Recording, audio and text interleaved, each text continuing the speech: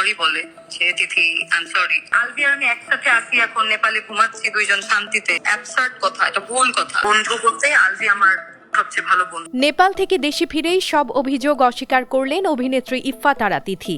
জাহের আলভির স্ত্রী আফরা ইভনাত খান ইকরার মৃত্যুর ঘটনায় দায়ের হওয়া মামলার অন্যতম অভিযুক্ত হিসেবে তার নাম উঠে আসার পর থেকেই তুমুল আলোচনায় তিনি। মঙ্গলবার ৩ মার্চ দেশে ফেরার বিষয়টি নিশ্চিত করে গণমাধ্যমের সঙ্গে কথা বলেন তিথি। নেপালে আলভির সঙ্গে ঘনিষ্ঠ সময় কাটানো থেকে শুরু করে পরকীয়ার গুঞ্জন এসবের জবাবে তিথি বলেন, অনেকে বলছেন আলভি তার স্ত্রীকে শেষ দেখা দেখতে আসেননি, গার্লফ্রেন্ড নিয়ে নেপালে ছিলেন। আমি আর আলভি নাকি নেপালে আরাম করে একসাথে ঘুমোচ্ছি, এটা পুরোপুরি ভুল, অ্যাবসার্ড কথা।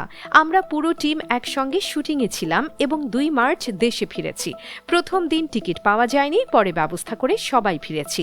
তিনি আরও বলেন, ইকরা আমাকে কিছুদিন আগে তার ব্যবহারের জন্য সরি বলে, আমাকে বলে ফ্রেন্ডশিপটা রাখতে।